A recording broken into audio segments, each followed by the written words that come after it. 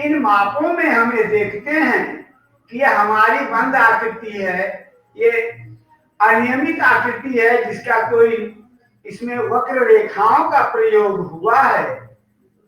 ये 3 रेखाओं से बनी हुई त्रिभुजाकार आकृति है और इसमें बहुत सी आकृतियां बना करके यह एक ABCDE का पंचभुज बनाया गया है।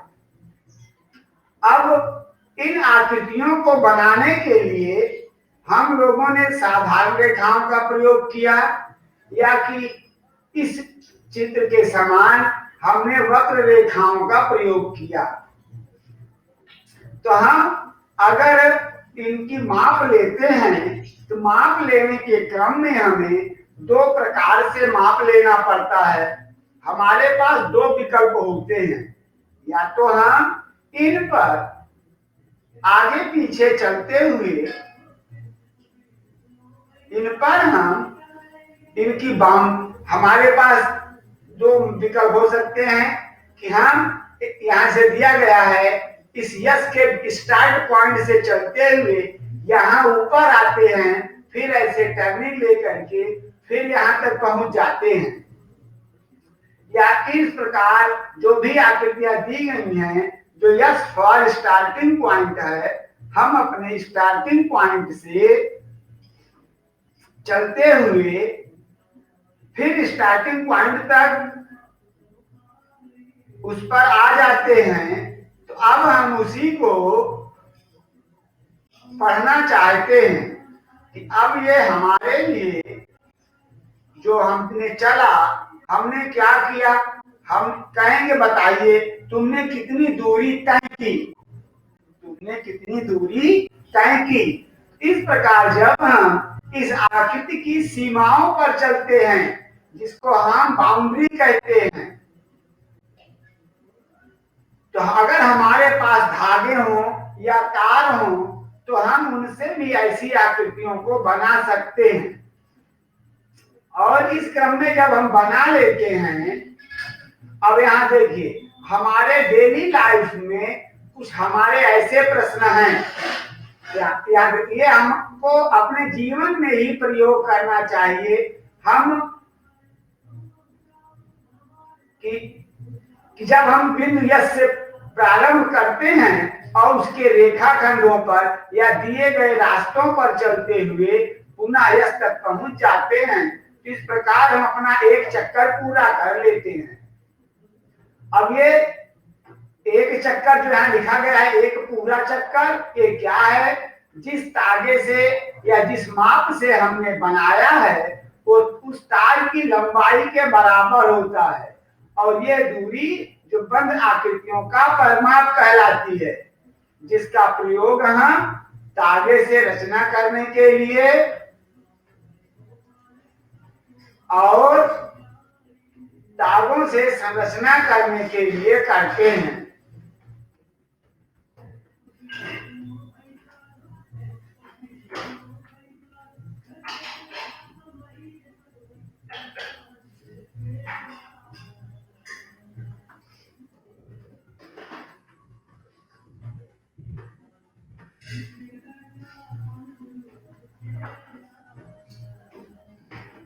उनकी संरचना करने के लिए हम कर लेते हैं। अब इनका हम प्रयोग कहाँ कहाँ कर सकते हैं, देखिए कितने प्रकार से हमारे पास ये प्रश्न आते हैं, और जब ये भी इन संकल्पनाओं का हम प्रयोग करते हैं, इन सब की गणना के लिए हमारे लिए परिमाप की गणना आवश्यक होती है। जैसे कोई बाड़ लगाना चाहता है किसान, इंजीनियर 4 दीवारी बनाने की योजना करता है, खेल के लिए दौड़ने के लिए पथ का निर्माण करता है। इस प्रकार जब हम अपने उस धागे और तार की संरचना पर बात करते हैं, ऐसी स्थितियों में हमें बराबर ध्यान देना चाहिए कि हम परिमाप का ही प्रयोग करते हैं। हम घर से विद्यालय के लिए चलते हैं और वापस विद्यालय से घर आ जाते हैं। इस क्रम में हमारी चली गई दूरी एक चक्कर होती है, और इसे भी अगर हम एक बंद आकृति का निर्माण करते हैं तो वह परिमाप कहलाती है। अगर हम परिसीमा अर्थात बाहरी सीमा के अंदर जो उसकी बंद आकृति है उस पर अगर हम चलते हुए अगर अपनी दूरी को तय करते हैं तो हमारे लिए एक परिमाप कहलाती है। और यहाँ पर टेबल के लिए, नोटबुक के लिए, इन सब के लिए हमें परिमाप की गणना करने के लिए कहा गया है।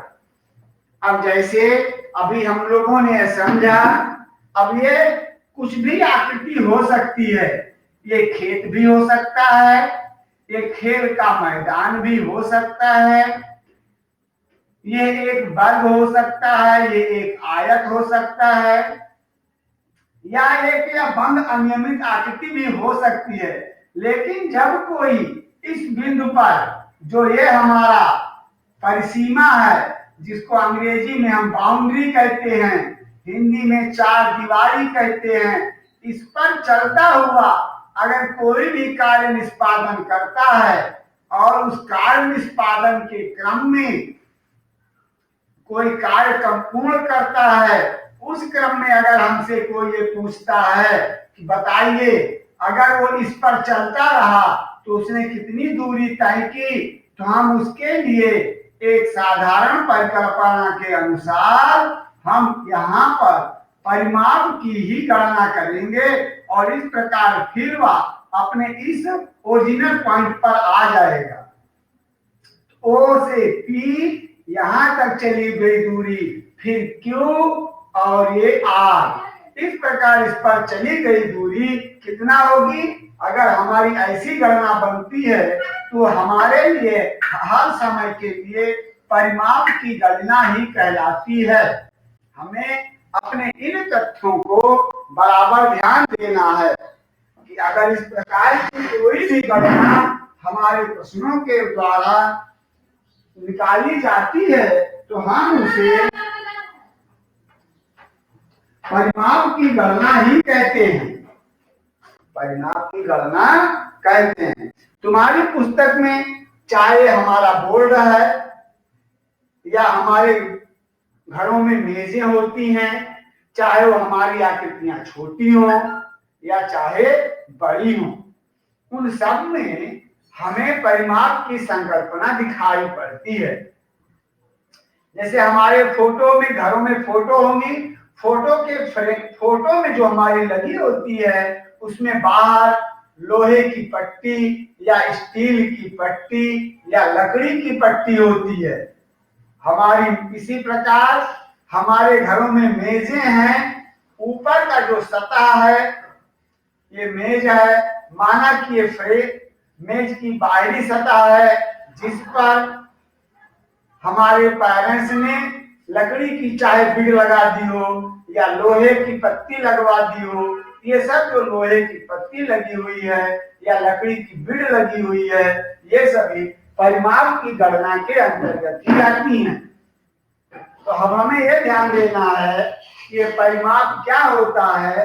परिमाप जो होता है, परिमाप ये अगर हम साधारण भाषा में सीखते हैं तो बंद, इसके लिए आकृति हमें बंद होनी चाहिए।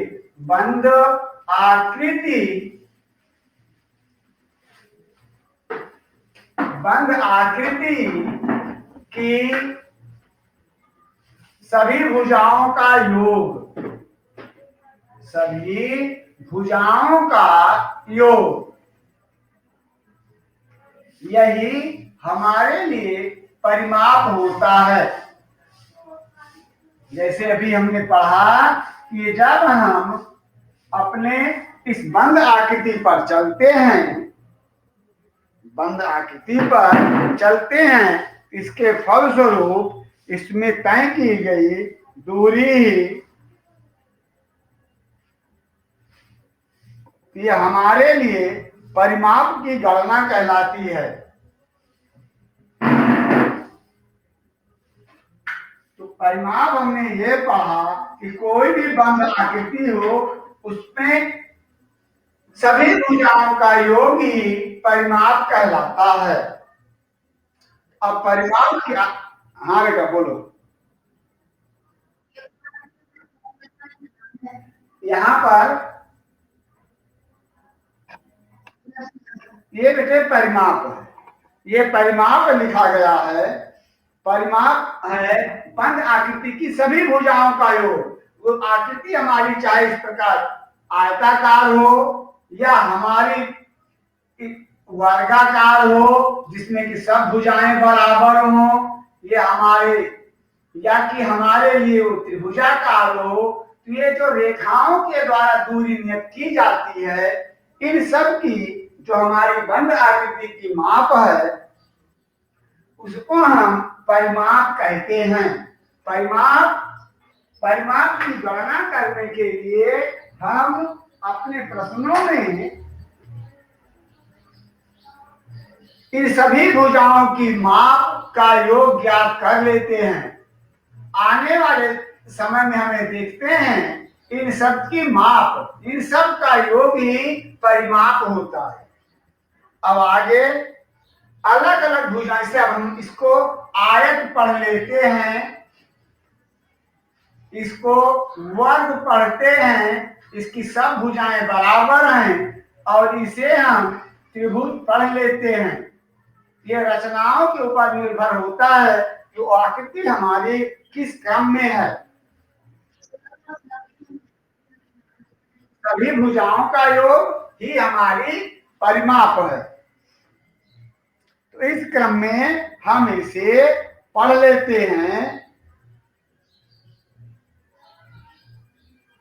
आगे अभी हम लोग ये पढ़ते हैं कि ये जो हमारी संरचनाएं हैं हमें इन पर ध्यान देना चाहिए। तो हमारा एक कॉन्सेप्ट यहाँ क्लियर है कि अगर इस परिसीमा पर, तो पहले हमें ध्यान देना है कि हमारी क्रियाएं कहाँ हो रही हैं। ये इस परिसीमा पर हो रही है, बाउंड्री पर हो रही है। जैसे हमारे विद्यालय हैं उनमें भी एक बाउंड्री वाल होती है। अगर उस बाउंड्री वाल के लिए कुछ किया जाता है, उस पर बाड़ लगाई जाती है, कंटीले तार लगाए जाते हैं या उस पर ऐसी संरचना कुछ की जाती है, वो सब परिमाप की ही गणना में आता है। उन सब के लिए हम परिमाप की गणना करते हैं। जैसे तुम्हारे पुस्तक में अभी जो दिया गया है प्रयास कीजिए, उसमें प्रत्येक भुजाओं को जोड़ने का प्रक्रम सिखाया गया है।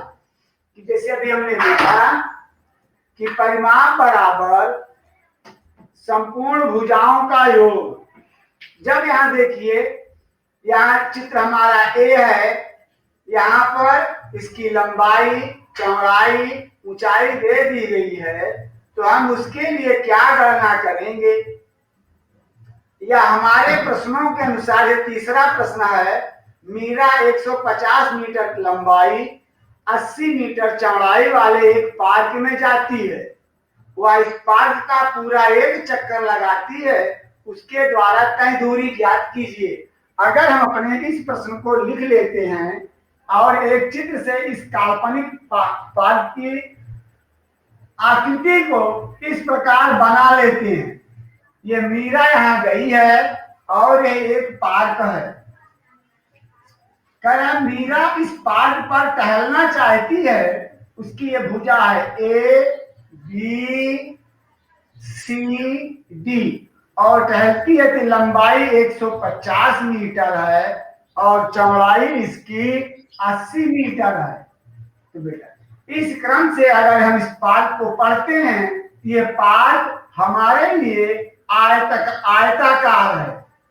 पार्क हमारे लिए एक आयताकार आकृति है क्योंकि इसकी लंबाई और चौड़ाई ही दी गई है।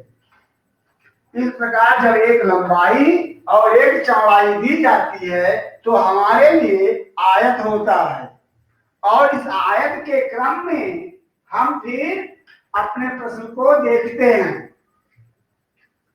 तो यहाँ आयत के लिए क्या होता है, ये सामने की भुजा बराबर, अगर ये 150 है तो ये भी 150 है, अगर ये 80 है तो सामने की भुजा भी 80 है। अब हम यहां लिखेंगे मीरा द्वारा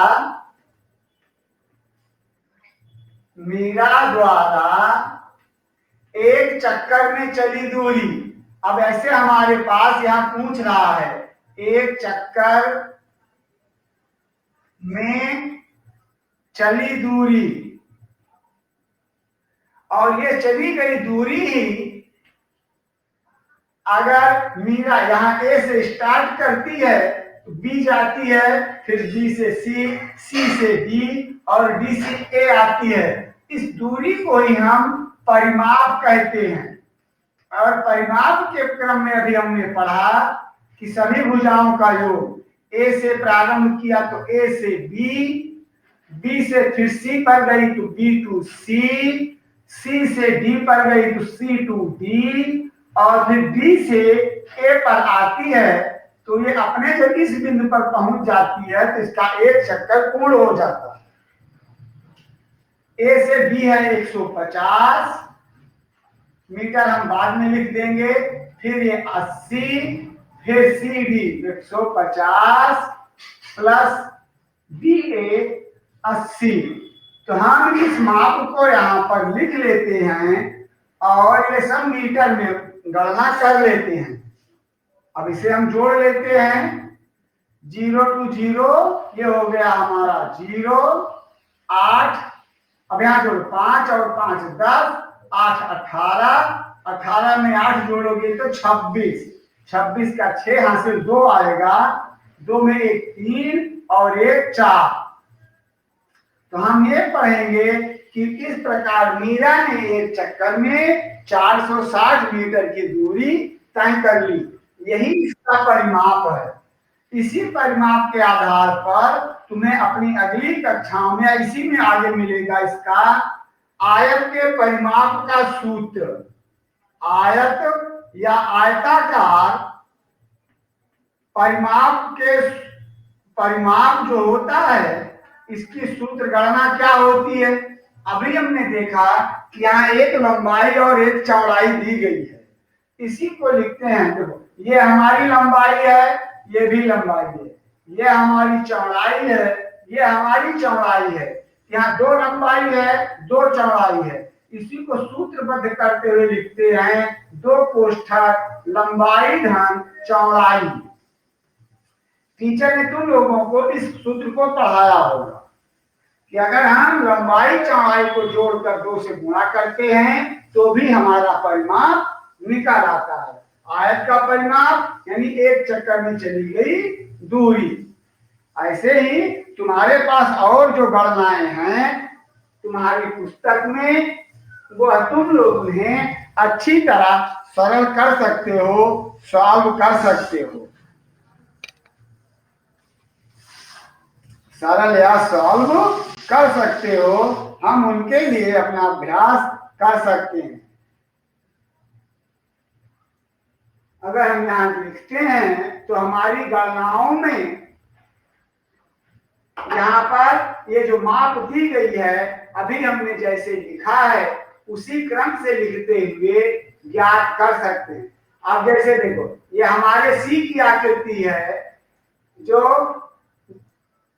इस प्रकार एक प्लस का चिन्ह है, इसमें A B, B C, C D, D E, E F, F G, G H, H I, I J, J K L और एल टू ए। इस प्रकार इसमें 3 3 6 3 9 3 12 भुजाएं हैं और इसका परिमाप निकालने के लिए हम इन 12 भुजाओं का योग निकालेंगे।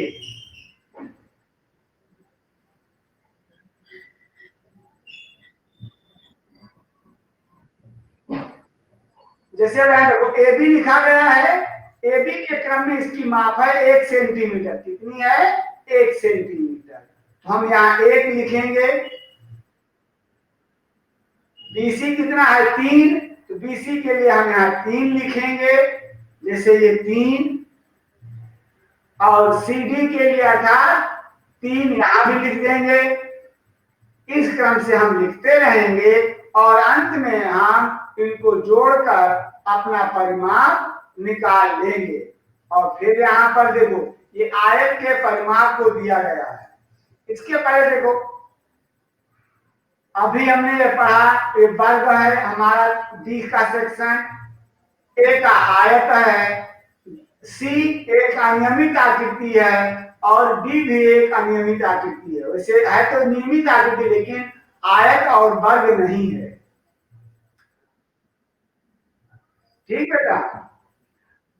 अब ये परिमाप पर जो हमारा चौथा चित्र है, देखो यहाँ जितनी भी भुजाएं हैं, A B, B C, C D, D E, F और एफ ए, जैसे अभी हमने इसकी गणना की है, हम इसकी गणना भी यहाँ पर लिख सकते हैं।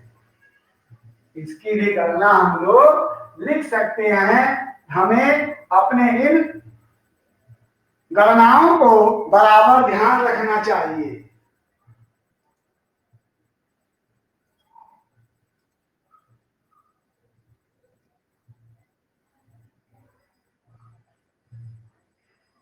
तो यहाँ पर चाहे वो हमारे लिए आयत हो चाहे वर्ग हो, तुम्हारे प्रश्नों में अब इतना ही समझाने के बाद आगे आयत, वर्ग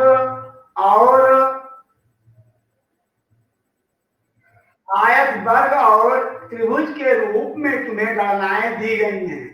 हमारे पास आकृतियां दो तरह की होती हैं, एक नियमित होती है और एक अनियमित होती है। तो नियमित आकृतियों का हम जब देंगे, जैसे आयत के परिमाप के लिए तुमको यहाँ सूत्र दे दिया गया है, यह एक नियमित आकृति होती है। आयत एक नियमित आकृति है, इसमें एक नियमितता होती है, आमने सामने की भुजाएं समान होती हैं, यह इसकी एक नियमितता है और इसका प्रत्येक कोण 90 अंश का होता है। तो चाहे हम वहां पर पढ़ेंगे। अब यहाँ पर सम आकृतियां हैं, सम आकृतियों में हमारे पास यहाँ देखो इस क्रम में दिया गया है वर्ग का परिमाप। यहाँ वर्ग में भी 4 भुजाएं होती हैं, अभी हमने पढ़ा है, और उन चारों भुजाओं के क्रम में जैसे हमारे वर्ग होते हैं और इसमें चारों भुजाएं बराबर होती हैं, और चारों भुजाओं के क्रम में हम जब इनका योग निकालते हैं, भुजा ए, बी, सी और डी, क्योंकि सभी भुजाएं बराबर हैं, तो इन सभी भुजाओं की समानता के लिए तुम्हारे पास जो गणना की जाती है वो लिखी जाती है चारों भुजाओं का योग। वर्ग का परिमाप ये बराबर होता है चारों भुजाओं का योग, और चारों भुजाओं का योग। इस योग के क्रम में हम अपनी चारों भुजाओं को जोड़ने का उपक्रम करते हैं। यहाँ लिख लेते हैं A plus B plus C plus D, और यहाँ पर हमने जानते हैं कि वर्ग में सभी भुजाएं बराबर होती हैं, ए बराबर बी, बी बराबर सी और सी बराबर डी। और इसी वर्ग के परिमाप को सूत्रबद्ध किया गया है 4 गुणे भुजा। 4 गुणे भुजा, इस क्रम में इस सूत्र को परिभाषित कर दिया गया है कि वर्ग का परिमाप बराबर 4 गुणे भुजा। वर्ग का परिमाप बराबर 4 गुणे भुजा। ये तो बेटा सूत्र है। इसी प्रकार यहाँ पर तुम्हें समबाहु त्रिभुज का तात्पर्य है ऐसा त्रिभुज जिसकी तीनों भुजाएं बराबर हैं। अगर ये तीनों भुजाएं बराबर हैं, इसका भी परिमाप होगा तीनों भुजाओं का योग। लेकिन ये सम आकृतियों के लिए है, नियमित आकृतियों के लिए है। अगर हमारी आकृतियां नियमित नहीं है तो हम उनके लिए इन सूत्रों का प्रयोग करने के अतिरिक्त हमारे पास जो गणना है प्रत्येक भुजाओं का योग ज्ञात करते हैं। जैसे यहाँ पर ये समबाहु त्रिभुज का परिमाप का सूत्र दिया गया है, फिर हमें इनको याद ही करना पड़ेगा। ऐसे ही यहाँ वर्ग का परिमाप दिया गया है, उसके बाद समबाहु त्रिभुज का परिमाप के लिए लिखा गया है। ये ऐसे अगर पंचभुज है तो 5 भुजाएं होती हैं, सम पंचभुज के लिए भी लिखा गया है, सम खटभुज के लिए भी लिखा गया है। खट मतलब संस्कृत शब्द है, खट मीन्स होता है 6। और जो अष्टभुज है, अष्ट का अर्थ संस्कृत में होता है 8, और जब 8 भुजाएं हैं तो वहां पर लिखेंगे 8 गुणे भुजा। सम खटभुज के लिए लिख देंगे 6 गुणे भुजा। इन आकृतियों के द्वारा हम अपने प्रश्नों को हल करने का प्रयास करते हैं, लेकिन हमारा जो प्रारंभिक विचार है वो हमें यह देखना है उसमें हमारे पास विशेष क्या है, हमारी आकृतियां क्या हैं। अब हम अपने इतना पढ़ने के बाद अपनी हम प्रश्नावलियों पर आते हैं। जैसे लिखा गया है, तुम्हारे पास यहाँ ढेर सारी आकृतियां दी गई हैं, या तो कोई आयत है, या कोई वर्ग है, या कि कोई पंचभुज है, या कि कोई खटभुज है, या जो भी आकृतियां हैं, हम पहले उनका सुपरविजन करते हैं, उनका निरीक्षण करते हैं कि आकृतियां हमारे लिए किस क्रम में हैं, आकृतियां हमारे लिए किस क्रम में हैं। जैसे हम अपनी पहली आकृति को देखते हैं, हमारी पहली आकृति में 4 भुजाएं हैं, लेकिन ये भुजाएं अनियमित हैं, इनमें कोई भी तारतम्य नहीं है। अगर हम यहाँ पर लिखते हैं तो यहाँ पर कोई तारतम्य नहीं है। ऐसी स्थितियों में हमारे पास एक ही विकल्प होता है कि हम लिखेंगे चारों भुजाओं का योग। इस क्रम में लिखकर हल कर लेते हैं। और यहाँ पर अभी हम और प्रश्नों को देख लेते हैं पहले। जैसे ये देखो, ये स्वास्तिक बना हुआ है, और स्वास्तिक की गणना भी हम लोगों के लिए इसमें इतने रेखाखंड बन रहे हैं कि हमें इन सभी रेखाखंडों का योग ही निकालना पड़ेगा। और ऐसे ही ये हमारी ई की आकृति है, जो हमारे लिए एक एरो यानी तीर बना के दिखाया गया है। तो हम किसी भी एक प्रश्न यह है जो तुम्हारा डी का प्रश्न है, इसमें सभी भुजाएं बराबर हैं, और अगर हम गिनते हैं तो यहाँ पर 5 भुजाएं हैं। 5 भुजाएं होने के कारण हम इसे सम पंचभुज भी कह सकते हैं। और यहाँ पर हम अपने सम पंचभुज का सूत्र प्रयोग कर सकते हैं। सम पंचभुज का क्षेत्रफल अभी अपने हम डी के लिए लिख लेते हैं। डी के लिए लिख लेते हैं, सम पंचभुज का क्षेत्रफल बराबर क्या लिखेंगे, ये हमारे डी का प्रश्न है। डी हमारा सम पंचभुज है, ये हमारा सम पंचभुज है, क्योंकि इसमें सभी भुजाएं बराबर हैं।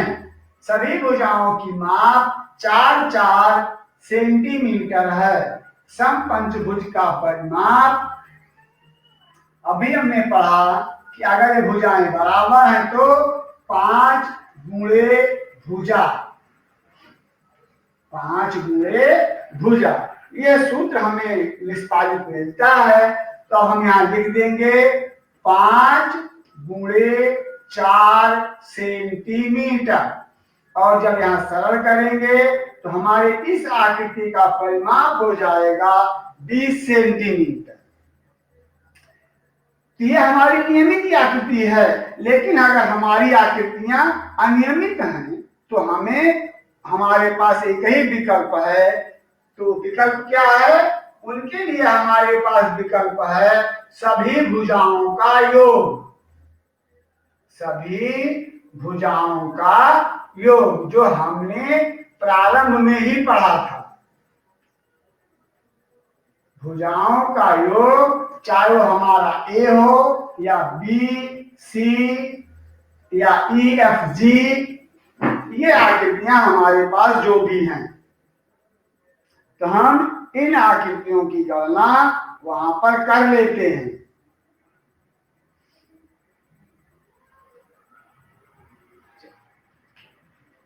और हम अपने एक प्रश्न को और हल कर लेते हैं। अगर कहा जाए कि यहां पर से हम लोग यफ को देते हैं और यफ को लिखने के लिए हम अपने प्रश्नों को जिस आकृति में बनाया गया है, अगर हम यहां से प्रारंभ करते हैं कि हमारी भुजा यहां से है 4 सेंटीमीटर, तो सभी भुजाओं के क्रम में हम यफ के लिए गणना शुरू करते हैं। वैसे यहाँ पर भुजाओं का नाम नहीं दिया गया है, हम अपनी सुविधा के अनुसार इनका नाम भी लिख सकते हैं। लेकिन अभी हम लोग यहाँ यफ को हल करते हैं। जहां पर मैंने टिक किया, जो लाइन हमारी दिख रही है, वहां से शुरू करेंगे।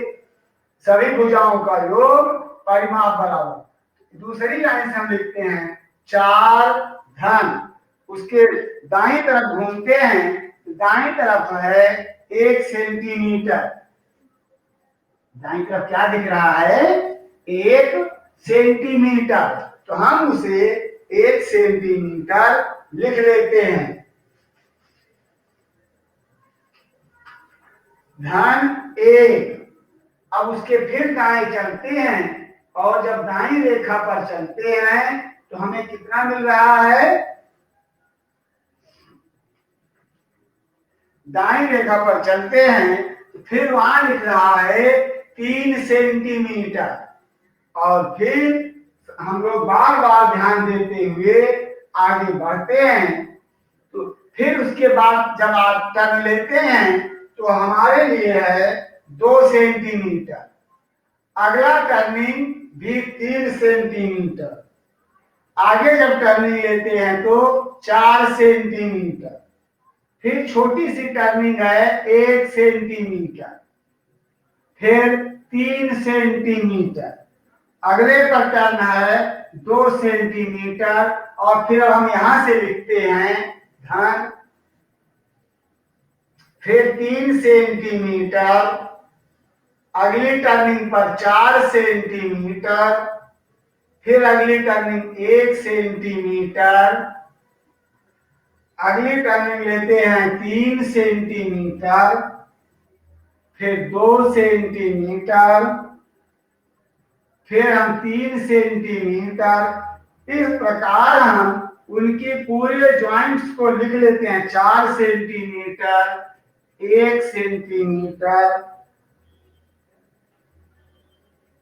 फिर 3 सेंटीमीटर, फिर यहां लिखते हैं 2 सेंटीमीटर, धन 3 सेंटीमीटर। और उसके बाद फिर हमारा ये हमें मिल जाता है। इन सब को हम लिखने के बाद ऐसे ब्रैकेट में लिख लेते हैं और आगे लिख देते हैं माप की इकाई सेंटीमीटर। हम इनमें पहले से भी माप की इकाई लिख सकते हैं।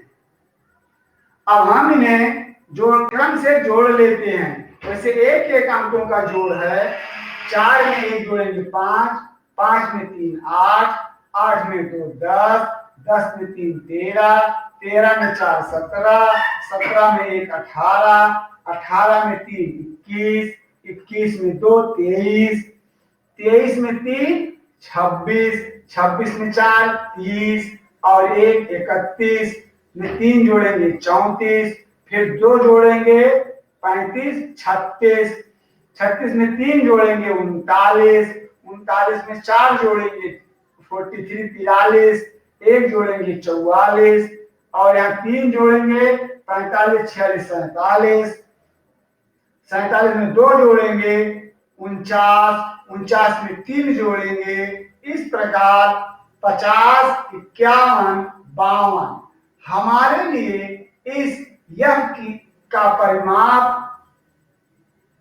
इसका परिमाप हमारे लिए मिल जाएगा 52 सेंटीमीटर। परिमाप सभी भुजाओं का योग,